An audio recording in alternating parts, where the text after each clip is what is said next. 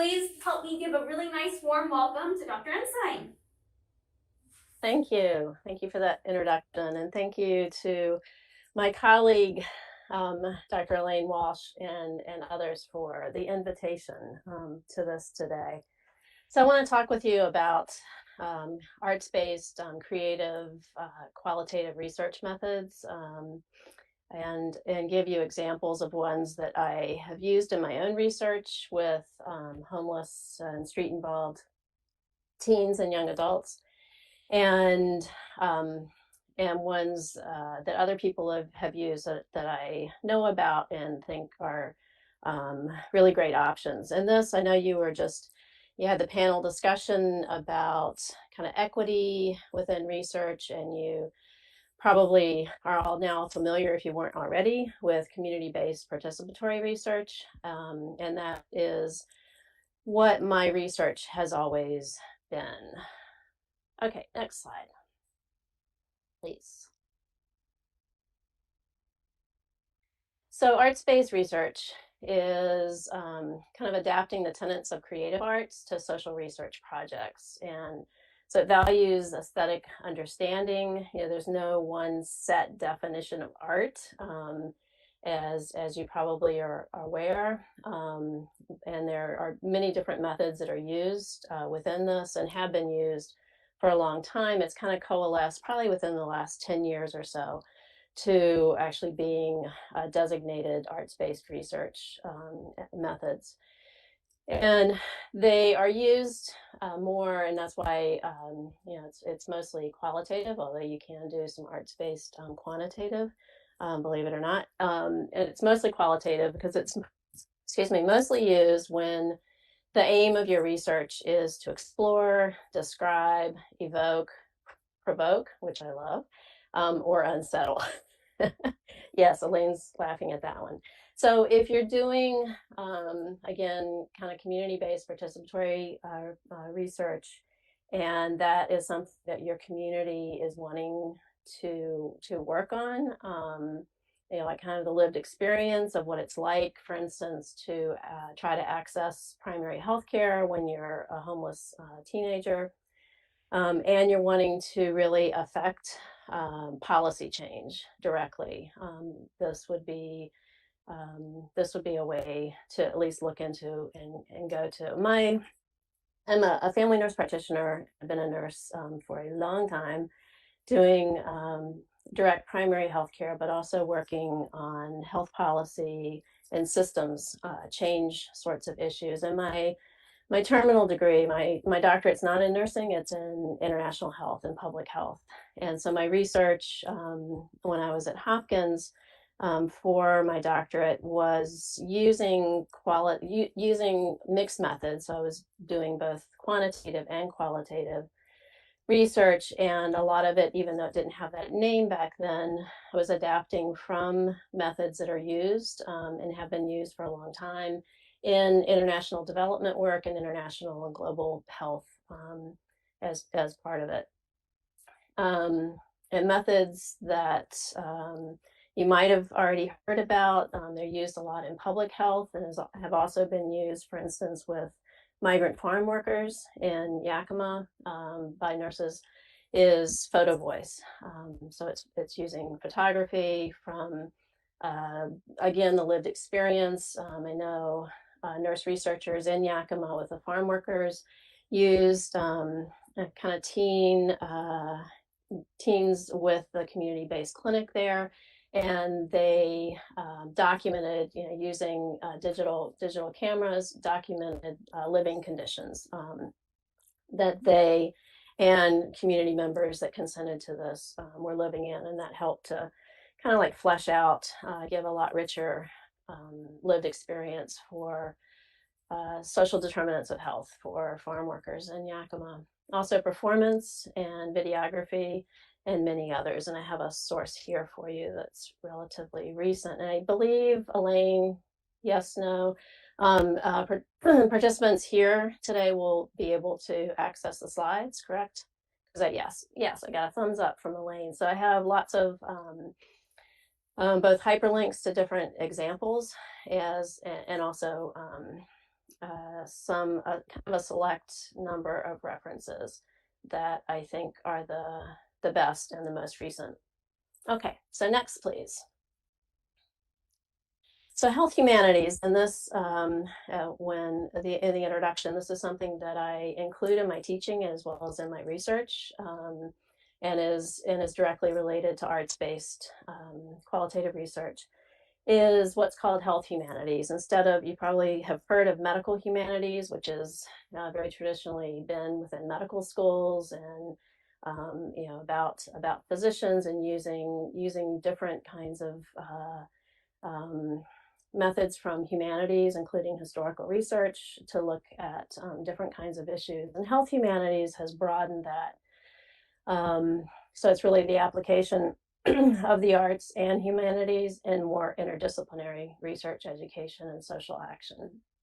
So it includes obviously nurses, all other healthcare professionals, as well as community members and people, patients, and family members. And excuse me, there's some links there, especially the International Health Humanities Network. It was started by Paul Crawford, who's a mental health nurse and researcher out of the UK. And that is a really great one, and one that's a little bit more US based is the Health Humanities Consortium. So you can look on those to look, they have like lists of research projects that have been done, how they've been used, and including arts-based and much more kind of creative methodologies. Okay, next, please. And this is, I love these photographs. They're ones that I've taken. If you're ever able or if I'm ever able again to be in the UK, the upside down skeleton is a piece of health humanities artwork that's at the Wellcome Museum. It's a free museum. The Wellcome Trust is a big kind of medical and healthcare organization, nonprofit organization in the UK that funds a lot of research as well as kind of innovations in healthcare. And they have an excellent museum with different kinds of ongoing exhibitions in London. And then also, if you want to look up online, they also have amazing resources that are also online.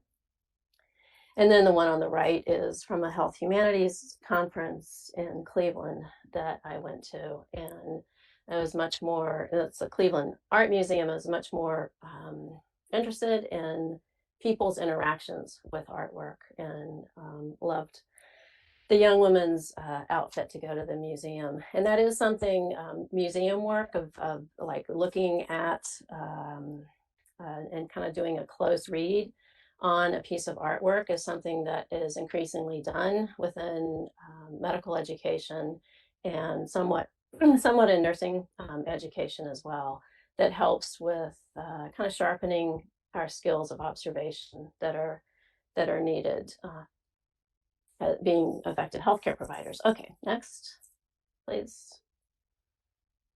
And this again of you don't have to include this, but within arts, specifically arts-based or more creative types of participatory action research, a lot of it is wanting to kind of push the status quo to look at different issues about racism, classism, sexism, all of the different kinds of things. And that's something that I personally really appreciate about these methods. Okay, next, please. And this, you can tell I'm not an artist, but I had to include this. My hands down favorite class that I took in nursing school, I went to nursing school at the Medical College of Virginia, but it was after I already had a bachelor's in medical ethics and biology and religion from Oberlin College. I hated nursing school. It was very traditional. I mean, this was the early 1980s in Richmond, Virginia, the heart of the Confederacy. So I didn't really fit in with with nurse education. Let's just put it that way. But the best class that I took was taught by a hospital chaplain. And it was on death and dying for medical students, nursing students, etc. And we have some of those within our medical school and nursing school as well. And he really encouraged us um, to engage with the topic of mortality.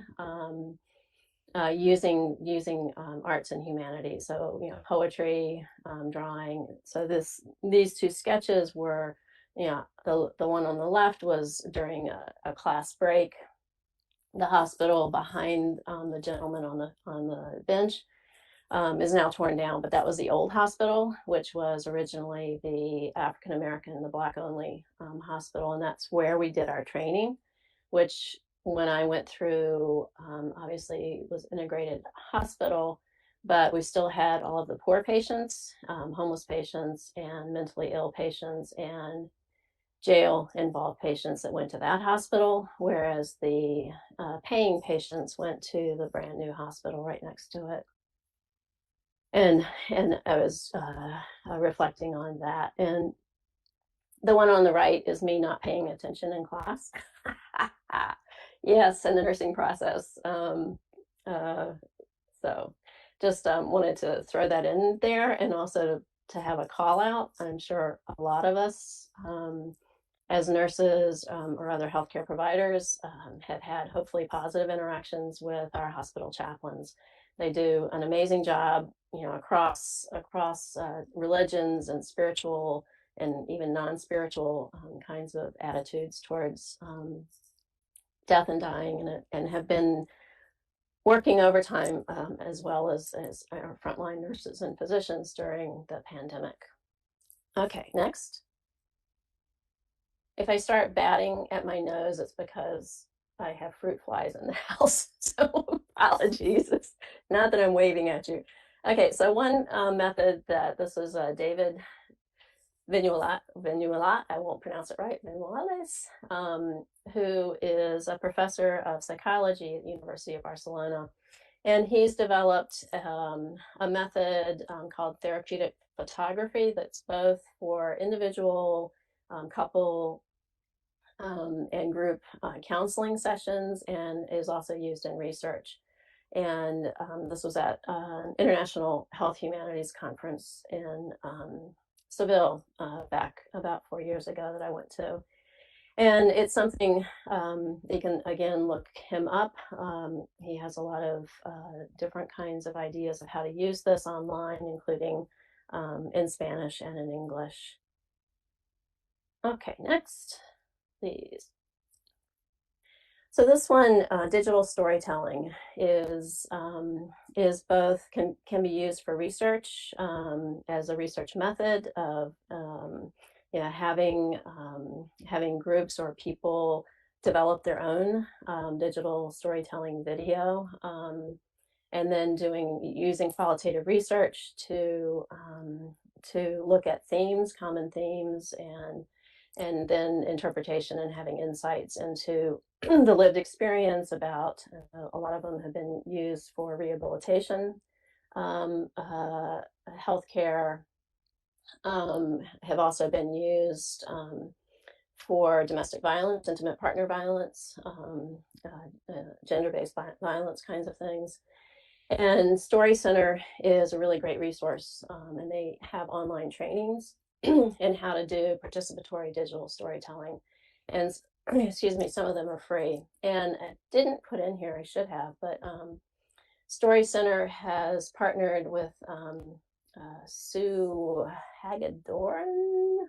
I can't pronounce her name. Anyway, she's an older nurse who supposedly is well known in nursing circles, except I can't remember how to pronounce her last name. And they've developed Nurse Story. So again, if you go to Story Center or Nurse Story, they have resources on there, as well as excellent videos on patient safety, on the lived experience of nurses, having to deal with, for instance, traumas, and they have a whole series that I love and I incorporate in my teaching that are by the Nurse Family Partnership nurses. And participatory digital storytelling, the participatory part is where the person themselves comes up with the story that they want to tell, the images that they want to use to accompany their story. It could just be one image, it could be multiple images, and then they also control who gets to see the final project, the final product of this. And again, they can also be used, and they have been used, to disseminate research findings, especially kind of research ethics. And I'll point out one that I did recently myself on ethical considerations with some historical research that I am finishing up. Okay, next. So digital storytelling videos are brief. They're usually 3 to 5 minutes in length, and they have a point to tell, and it can be a story. Sometimes it can be a kind of more of a spoken word, a poem, or a collage of sorts. And it layers words, voiceover with visuals, photographs and drawings, video clips, and background music. And obviously there are a whole host of ethical considerations. And again, the Story Center has really good ethical guidelines on this, of representation, where you can use stock photos, and or you can use just something that like a hand instead of like showing a face and an identity. So of going through the whole, thinking through the ethics of whose story is this, and even like how you do the images, and how, again, how much you want to have it disseminated, and even withdrawing consent to have it disseminated at any time. And the voiceover part is usually a script of about 250 to 500 words. And the participatory, again, the person who's doing this controls the entire process. So if you think about this, compared with, I mean, there's like, so much YouTube, there's a lot in terms of healthcare advertising, a story of, for instance, a patient whose life was saved by people at Seattle Children's Hospital. And that is different than these, because the purpose of these is really by the person to tell their own story, to get it out there, and not to be appropriated and used for fundraising or different things like that. Okay, next please. And the written part goes by the 4 C's, 4 paragraphs, about, again, 250 to 500 words. So connect, bring us like into the moment in time, and orient us to time, place, etc. Context, and then crisis, like where something happened that might have led to a moment of change or insight for you. And then the conclusion, getting us back out of the story. And we have, within our culture, we have this, wanting to have the hero or heroine stories. I conquered something and I had this like neat, wrapped up conclusion. And we know from life that's not typically how it works. So, for instance, when I help guide our students through making digital storytelling videos on health policy issues, or with community members, or I've also done these workshops with homeless teens, of helping them to have the freedom to have a little bit more of an ambiguous conclusion, if that is what, like, more the reality and what they're wanting to show. Okay, next slide, please. Ethical issues, and I know you talked about this in the panel discussion, so there might be some overlap. Apologies for that, but ethical issues, specifically with the digital storytelling videos, is the power issues of who owns the story, who gets to tell their story, and why. I'll show you in a couple more slides some of the more recent digital storytelling videos that I've made have been off of research that I have done over the past now 8 years on the history of the intersection of health and homelessness in Seattle and King County, and looking at historical figures that are kind of overlooked. They aren't the big heroes like Doc Maynard and things like that, but of ones that have had kind of more obscure lived experiences that trying to tease out and tell the story. So again, for me, and these people are long dead. Princess Angeline, Chief Seattle's daughter, who has been written about a lot from white people's perspectives, and a little bit from the Duwamish people's perspective. But again, who gets to tell their story if they are from a different culture, a different time? Whose story is it anyway? Why and how widely do you want it shared? Like, what's the purpose of this video? And then, are you going to use your own images, music, or permission to use them? And some kind of free, in some cases free, and kind of already, like in the public domain, Creative Commons and Jamendo for music and images. And then also, and again, similar to what I think was being discussed during the panel, especially working as a white researcher working in Indian country, or what are the potential harms to yourself and people and communities that are included in this? And does your video or the people, the group of people, children or teens doing this, does it include re-triggering material that you should have a trigger warning about? And if you look on the Story Center site, this whole series that they did internationally on gender-based violence is called Silence Speaks, which is really amazing. But they do have warning triggers, like this is telling a story about rape or things like that, so people can decide whether they want to view that or not.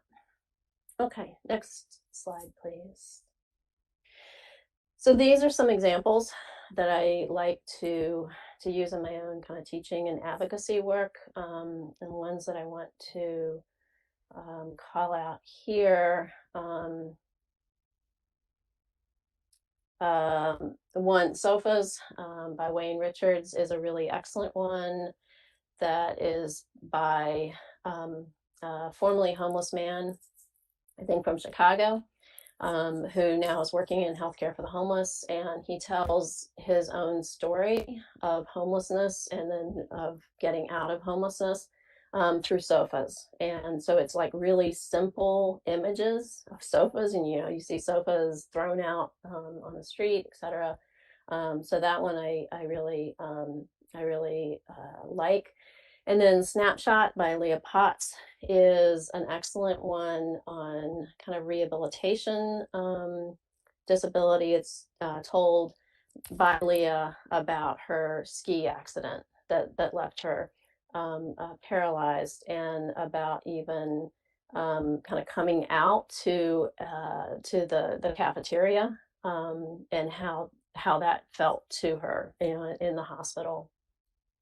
And she actually does walk at the end, which is pretty amazing. And again, I mentioned this, but the nurse story has lots of ones that are nursing specific. And on the right hand side, hopefully you're not going to be hearing my granddaughter in the background. If you do, apologies. She's absolutely adorable. She's with her father, but okay, she might want to come in. Two on the right, Harm Reduction is Good by Rich and Tug of War by Keisha. Those were both digital storytelling videos that were done by homeless teens that I worked with here in Seattle. And tug of war is about kind of suicide prevention. Harm reduction is about harm reduction. And Rich actually synthesized his own music to go with it. And they gave permission and have given ongoing permission to have those used with health education and advocacy kinds of work. The other one at the bottom, I hope that you get a chance to look at. And we have until 11:45, correct? I might come back and ask if you could maybe show that one, but let me get through the rest of the slides. Barriers to healthcare for DACA recipients, Johanna's story. Johanna is one of our nursing students about to graduate on the BSN program. I had her in class last year for health policy and health politics class, and she worked with some of her small group colleagues and produced this amazing digital storytelling video that is about her own story as a DACA recipient and different kinds of barriers to healthcare for her as well as for her family. And the ones that I have listed for myself towards the top on the right-hand story, Honor Their Stories, is one that I did about my own ethical struggles with researching and writing about Kikasumlo, who that's the Duwamish name for Princess Angeline. And like again, who gets to tell the stories, especially if you're, as I am, a white researcher, telling a story from another culture. And Relics is one that I did this past summer. And it is on my own experience of racism in nursing education. Again, touching on a little bit of the story I told you about when I went to nursing school at the Medical College of Virginia in Richmond.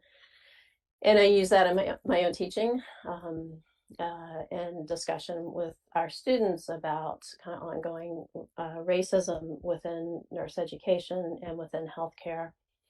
Commitment is a recent one that I did that tells the story of Edward Moore, who was Seattle's first official homeless person, a sailor who washed up on the beach in Seattle in like 1854. And it also goes through a little bit more in terms of he had mental illness and of some of the history of like why our state is one of we have one of the highest rates of mental illness compared to other states in the US, and some of the worst healthcare access to mental health treatment. And Brothers Keeper is about kind of the poor laws and how they have affected healthcare in King County as well as our country, and tells a little bit more of the story of the King County Poor Farm and Hospital that was run first by the Sisters of Charity of Providence, and then went on to become Harborview Hospital. Okay, next please. Again, we might come back to that.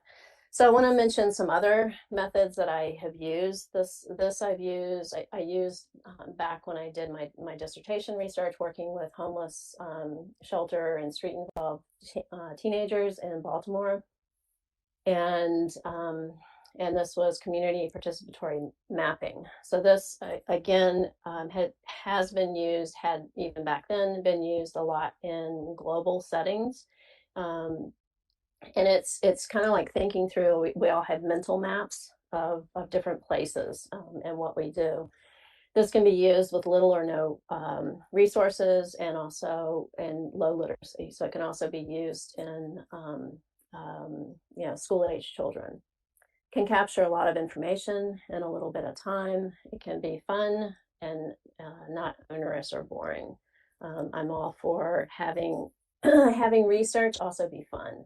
I think that is an important part of it for the researchers as well as the participants. They've used community participatory mapping, for instance, in international settings, with people around vaccination, childhood vaccination, and identifying from community members where there might be families that are struggling with different kinds of barriers to access to vaccinations. Okay, next, please.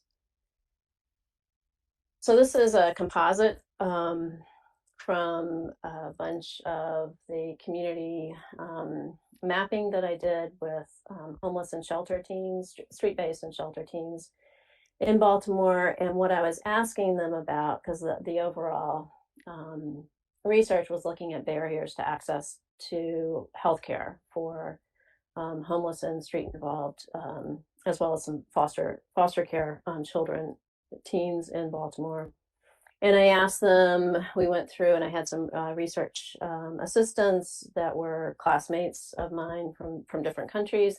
And I asked them, and we had scenarios. And so we would ask them first big pieces of paper and, stickers, especially the young women love the stickers and markers and everything, and ask them to draw the area that was kind of common to them, where they were familiar with, like their community, where they were hanging out. And a big difference between homeless teens in Baltimore versus Seattle is like 98% of homeless teens, at least at that time and probably still now, in Baltimore are from Baltimore. And because not too many people, I don't mean to say this glibly, but not too many people want to run away to Baltimore, and especially not at that time, which was the early to mid 90s, when it had the highest murder rate in the country. And we asked them, so you got an injury, you got a cut, where would you go for healthcare for that, and why? So we would like do qualitative interviewing with them as they were drawing these things. Also asked them about barriers to care. If you look at the bottom, the Eager Street Clinic, that was where it's part of Hopkins Healthcare, fairly near the main Hopkins Hospital, as you can see. And I worked there at an urgent care center.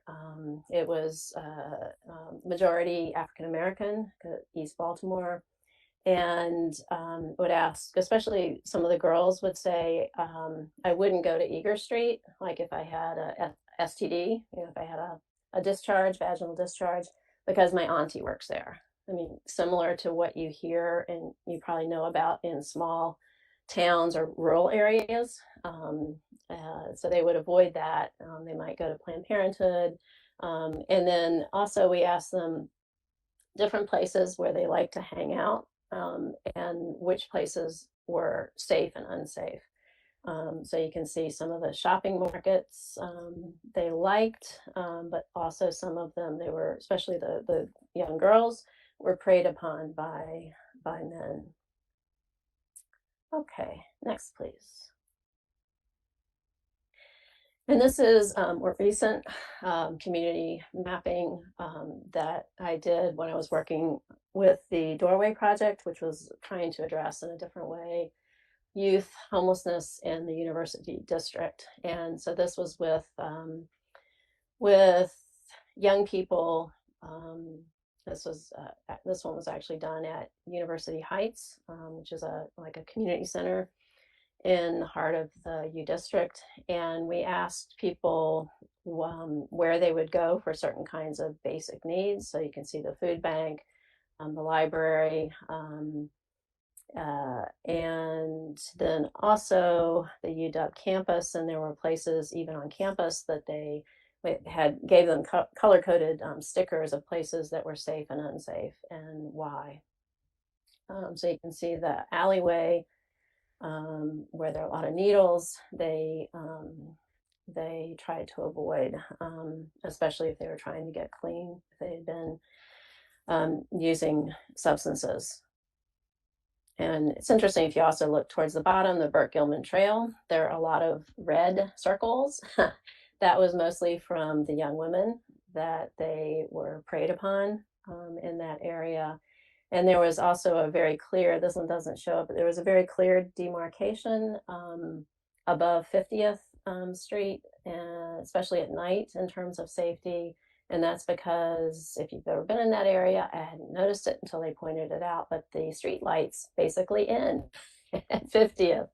And so even our students, our UW students, feel that that's unsafe. And we were able to share some of these data findings with not only U Heights but also with city council people as well to try and make some safety changes.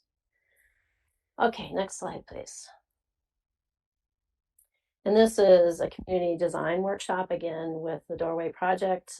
This was bringing together not only homeless youth or formerly homeless youth, service providers, and also politicians and researchers in the university district area, and looking at overall what the community needs. This one was done, I think, about 2 or 3 years ago. And you can see some of the results on the right. Place to connect, bigger hub. The young people who were street involved were being actively kicked out of the hub on campus, and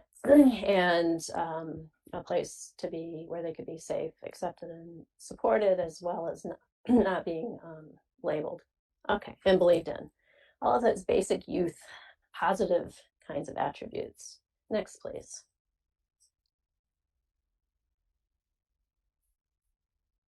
And this one, we asked people, speaking of like arts-based kinds of things, we had the tables covered with large sheets of paper, and we had, as you can see, glitter ones, pins, as well as other ones. And we asked people to draw a picture of like their ideal place that could be added in the U district. So you can see here kind of a welcome center and flowers and people saying hello to you. Okay, next, please. And then this, kind of instead of just art, of also starting to do kind of mind mapping for the attributes that they wanted. And this was specifically on access to comprehensive health care for street involved teens and young adults. So like immediate service, continuity of care, private clinic space, foot care, which I love, and integrated mental health, primary care, as well as substance use disorder. And the next slide, please, was a more of a mind map from this, including like what to do with pets. That's a huge barrier for homeless teens as well as homeless adults, as you probably know. And the next one, please.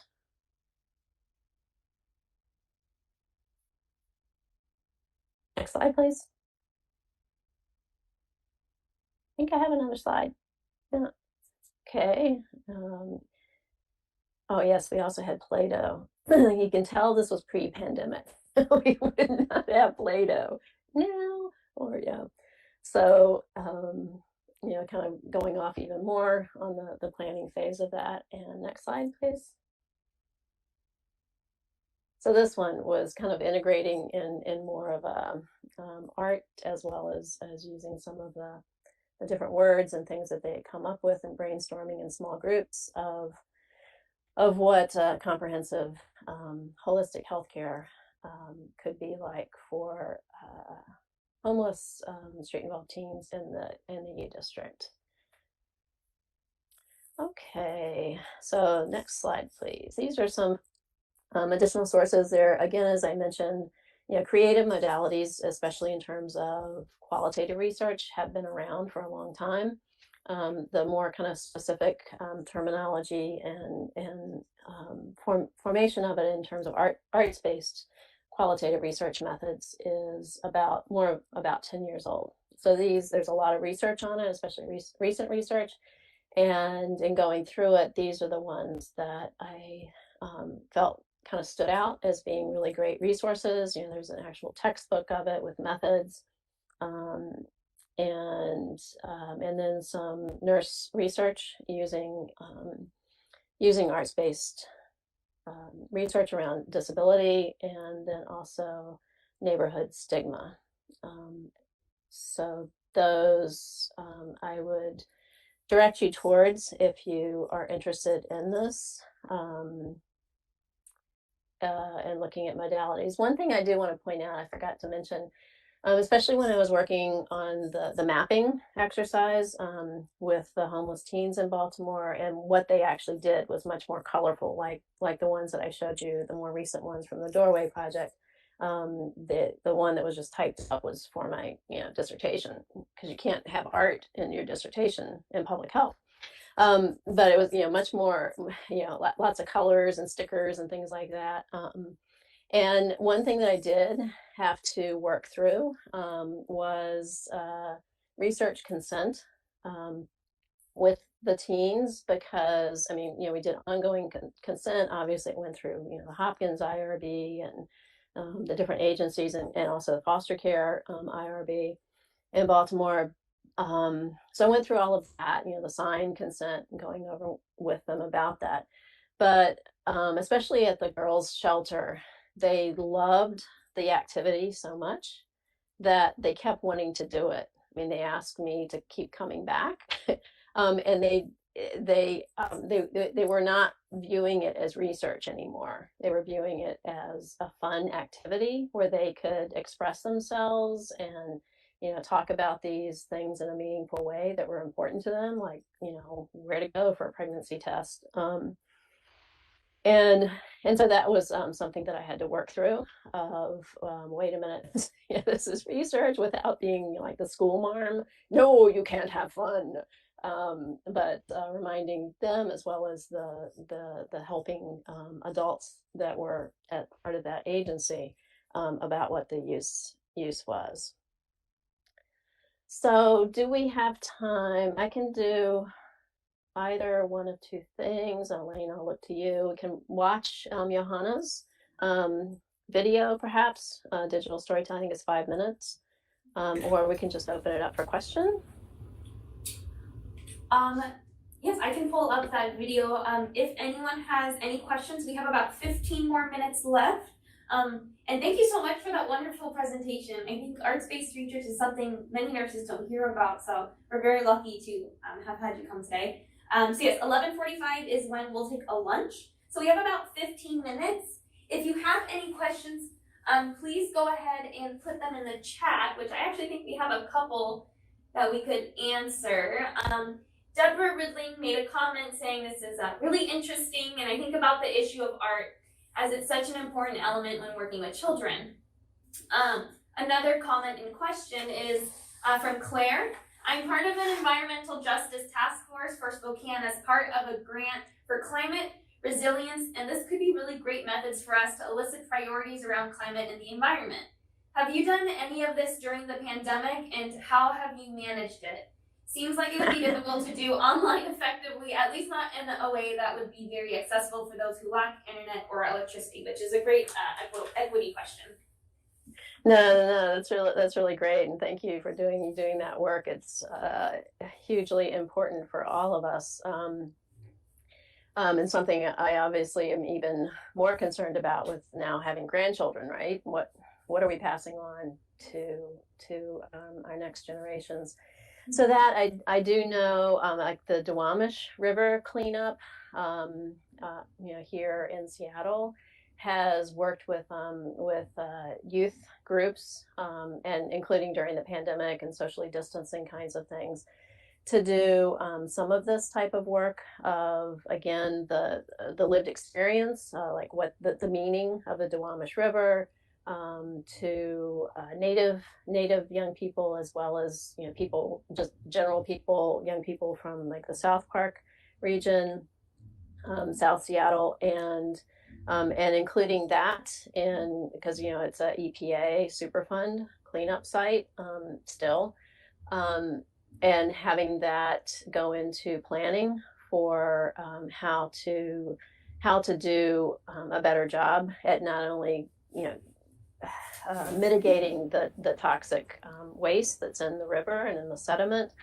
but also the historical sites, the cultural sites around the Duwamish River, and having that more interactive. So I would take a look at that, and there are definitely ones. I have not personally been doing.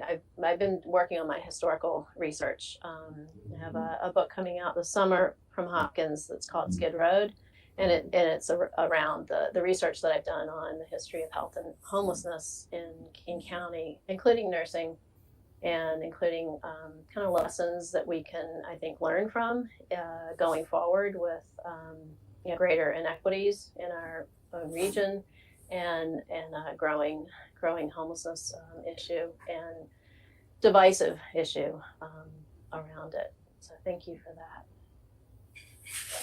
Yeah, that was a great question. Go ahead and put other questions you have into the chat. I have a personal question too. For a lot of nurses, like I said, haven't seen a lot about arts-based research. And I guess if a nurse wanted to kind of dive into that area of research, what would you tell them are the joys and challenges of getting started and getting really involved in it, or even how to start? Right. So yes, thanks for that question. It is interesting because I've done a fair amount of living in and work in and research in other countries. And arts-based research, qualitative research, especially within nursing and healthcare, is much more accepted and common in places like the UK, Australia, New Zealand. It's just like it's like they get it. Including the funders get it, that this is in institutions. I mean, they still have barriers, right? But not as much as we have with NIH. I mean, who's going to do an arts-based project through the NIH? Who knows? Maybe there are some, but like even some of the examples that I have here that are arts-based nurse research were done in Canada or Australia. So it's almost like what I would say is you have to slip it in.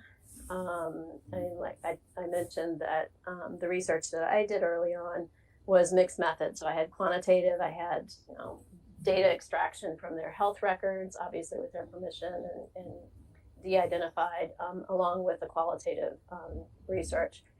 And so a lot of it has to be kind of slipped in, but especially with really large ongoing, like the environmental health, environmental justice research, or children with disabilities research, that you can come in with this idea, because I mean you're right. I mean, this is like a natural win-win, especially with children or with children's families.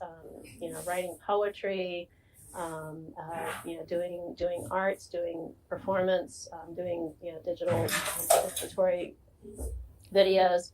It's kind of a natural win, and it really helps to literally flesh out what can otherwise be very dry research findings. It can really bring it to life, which can make it, I think, more impactful. Making changes like within a healthcare system,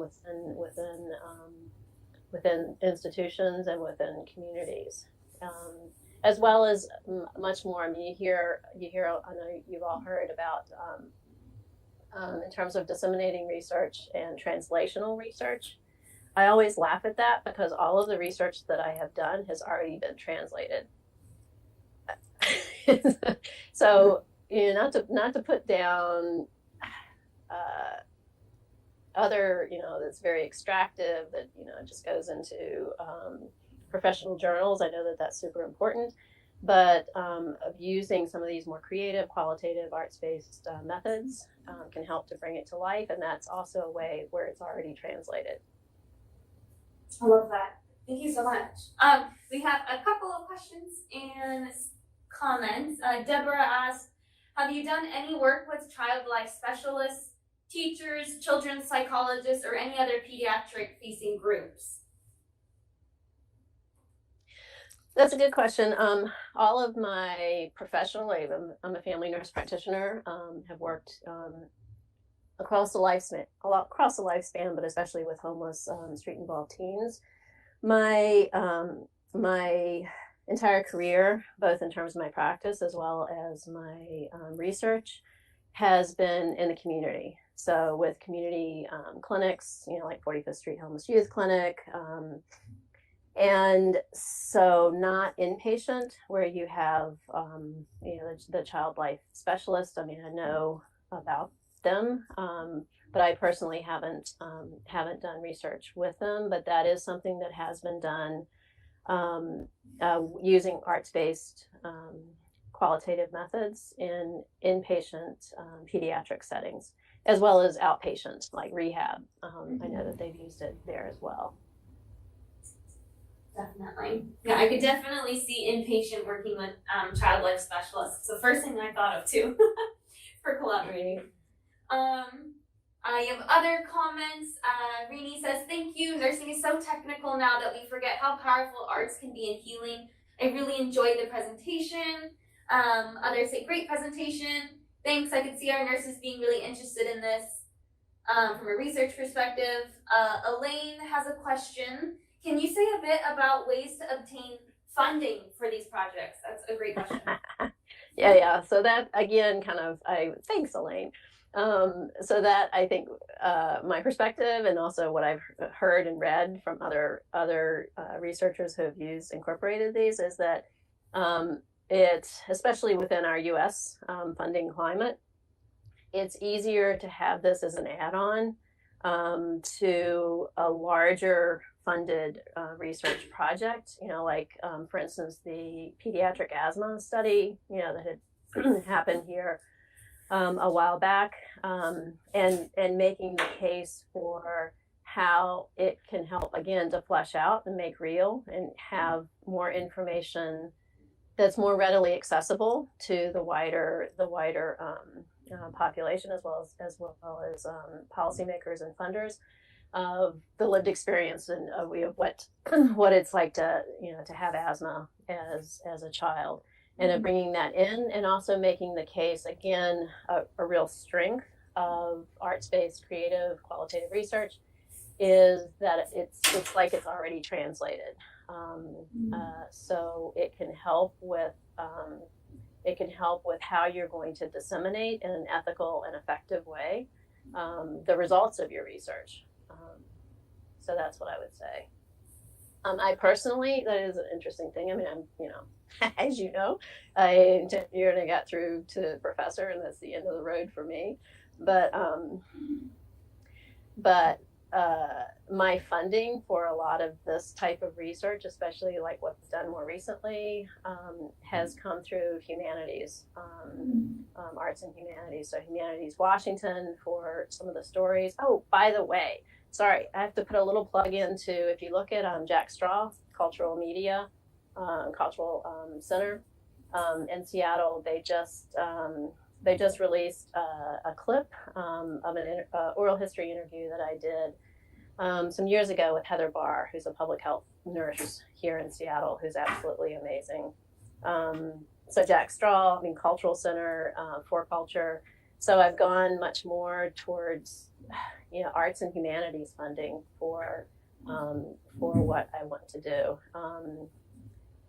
But if I had wanted to, if there was like some other large research project that I could plug into, but I also like to be independent. For sure. at this point in my life. So I haven't done that, but I know a lot of people who have done that with really collaborative research teams, and it's been super effective. That's great. Elaine said it's always interesting that we say art and science of nursing, but often don't fund art. Well, right. Right. It's like nursing is still trying too hard, in my opinion, to be like medicine, and to be, thank God for science, right? I've been fully vaccinated and I believe in science, but it's not all science. It's, and even, even kind of more what we would consider kind of dry scientific, quantitative research, there still is an art to that. It's people doing that and interpreting that. So we, that whole dichotomy of, right brain, left brain, and arts and science is a disservice not only to nursing but to all of us. Mm-hmm. Yes, I definitely agree. There's always that arts and science piece of nursing, and I definitely agree the arts part can get lost, even though it seems to be the most caring, compassionate side of nursing, which is what the patients love the most, right? Right, and then and how do you teach that, to our students? Right, and a lot of times it seems to be missed. Claire said, "An art can be a more equitable way to do science." Sounds like. That's true. Mm-hmm. I think so. But obviously, I'm sold on it. You're gonna hear and you're gonna work with people who aren't sold on it. So I would really encourage you to read, the research on it, some of the references that I included, because then you can pitch it like what the advantages are to adding this on to quantitative research. Mm-hmm. And again, the slides will be shared with you. I would love for you.